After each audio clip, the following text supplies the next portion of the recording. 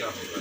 दूसरा, मृतक के पिताजी ने, उनके समधी जी ने, एक जो लड़का है जो क्रियाकर्म कर रहा है, बड़े भाई का लड़का, उनने जो बताया, उनने सबने ये बात बताई कि एक शनिवार से इनको बुलाया गया, शनिवार को बुलाया गया, पूछताछ की गई, देर रात को फिर छोड़ा गया, फिर एतवार को बुलाया गया, फिर सोमवार को बुलाया गया, इस बीच में कुछ मारपीट भी हुई, और मंगलवार से मंगल, बुध, बृहस्पति, ये तीनों दिन बंदी बना के इन लोगों के साथ काफ़ी मारपीट की।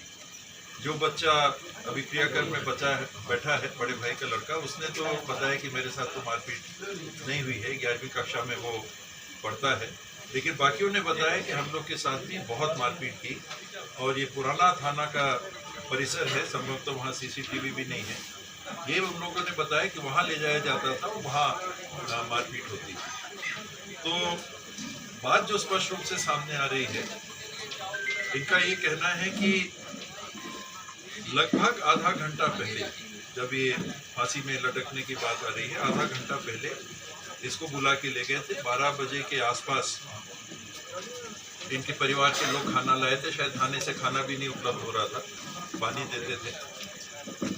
खाना आया, इन लोगों ने खाना खाया, मृतक के पिता को थोड़ा नींद जैसा लगने लगा, थकाई लगने लगा, बेहोशी लगने लगा, तो वो सो गए।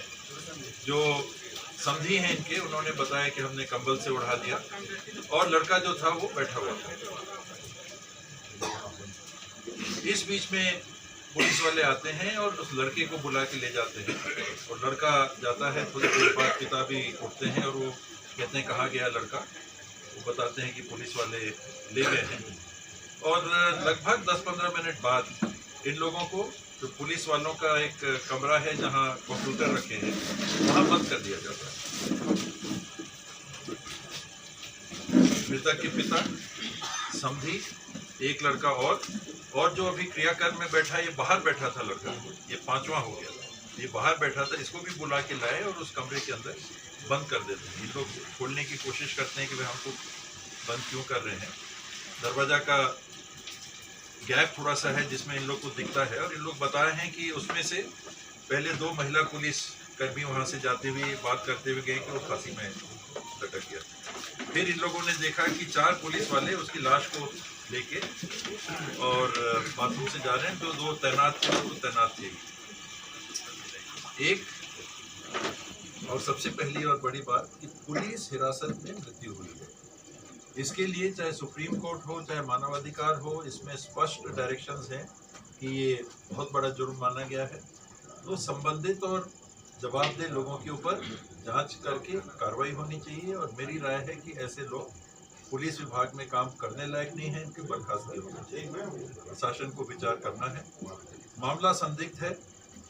इस प्रकार से 15 मिनट के अंदर बाथरूम से, और वो भी लोग बता रहे हैं कि शायद ये पुलिस वालों का बाथरूम था जो आमजन इस्तेमाल भी नहीं करते थे, वो कैसे गया, क्या हुआ, गमछा लेके कैसे गया, अमूमन वो गमछा रखता ही नहीं था साथ में, और ये 15 मिनट के अंदर आधा घंटा संभवतः मारपीट हुई। जो लड़का क्रियाकर्म में बैठा है, बड़े भाई का लड़का, उसने बताया कि आवाज़ भी आ रही थी, चाचा के मारपीट के बाद में जो आवाज़ आती है, उसके बाद उसको अंदर कर दिया जाता है लोग के साथ कंप्यूटर कमरे में, और 15 मिनट के अंदर लगभग ये लाश लेके वहाँ से बाथरूम से निकलते हुए इन लोगों ने तो दरवाजा के फाँक से देखा।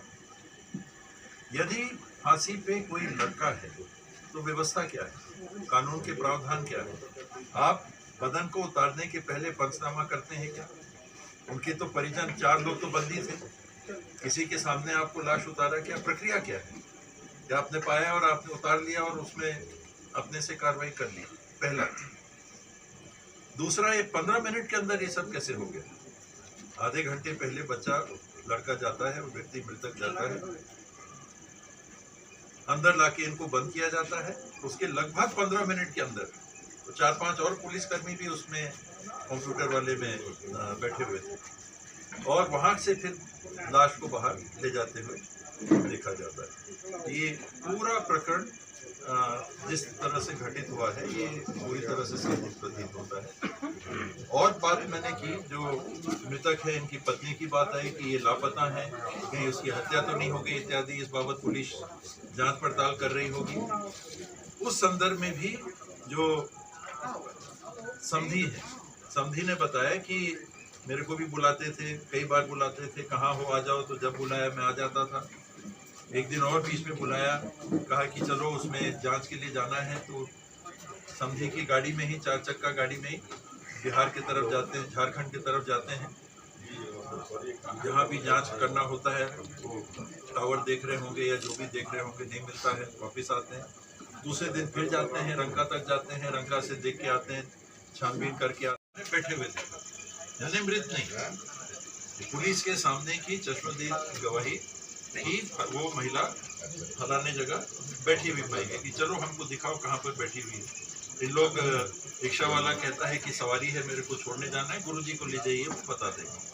गुरुजी के साथ जाते हैं, वहाँ देखते हैं कोई बैठा हुआ नहीं पाया जाता है। बगल के घर में तलाशी करते हैं, सामने वाला एक घर जिसमें कोई नहीं है फिर भी प्रवेश करके तलाशी करते हैं, वहाँ कुछ नहीं मिलता।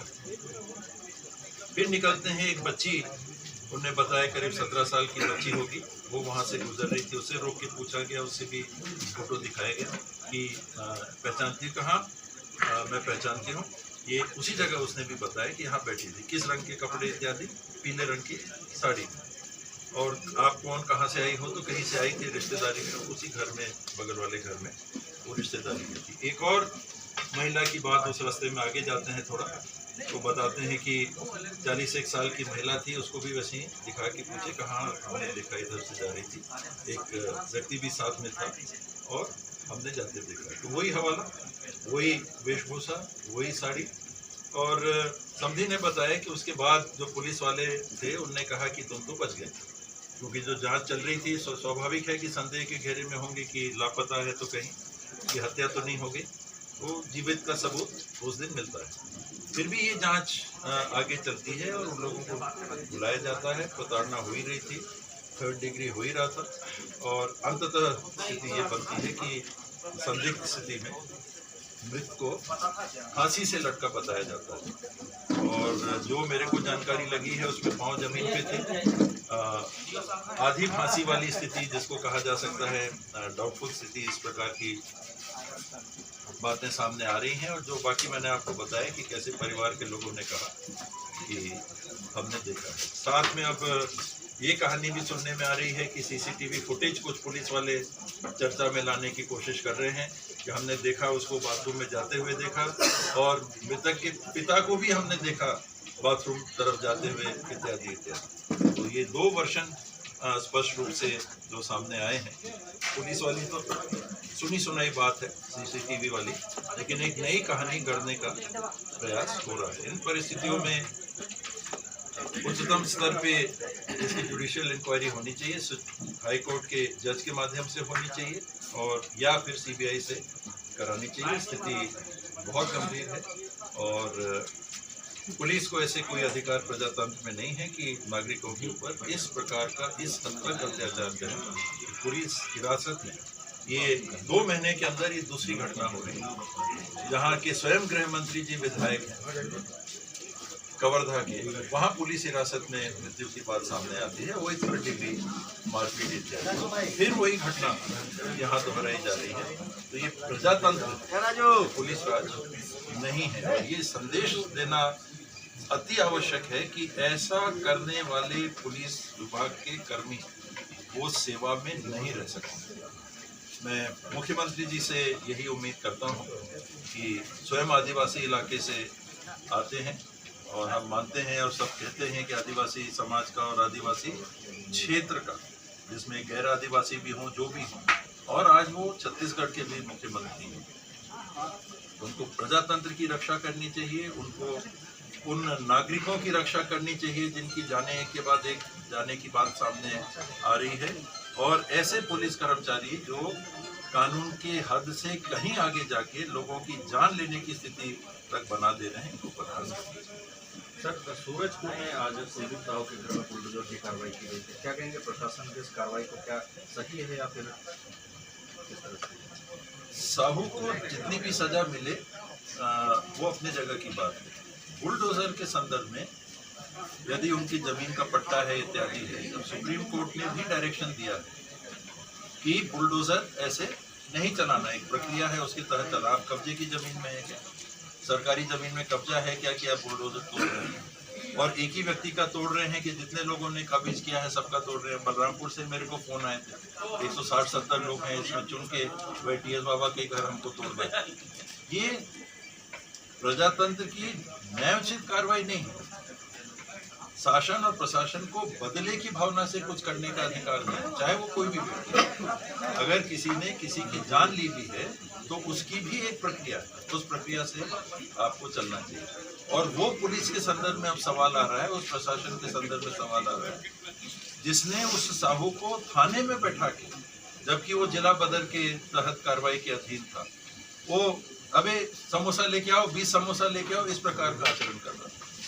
आज अपनी गंभीर कमियों को, जिसके कारण एक पुलिसकर्मी की पत्नी और उसकी मासूम बच्ची की निर्मम हत्या हो जाती है, उस अत्यधिक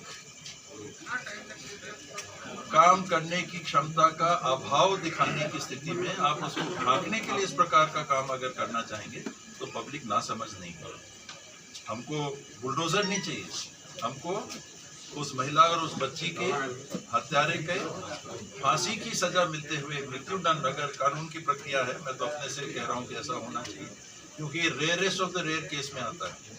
वो हो तो कुछ लगेगा कि देश में न्याय प्रक्रिया ने न्याय देने का काम किया है, वो कब होना चाहिए, प्रक्रिया से हो। ये नहीं कि हम आए और फांसी लगा दी, अपने हाथ से लगा दी, तो वही जंगल राज हो। उस प्रक्रिया के तहत, उसी प्रक्रिया का पालन XYZ किसी का भी घर हो।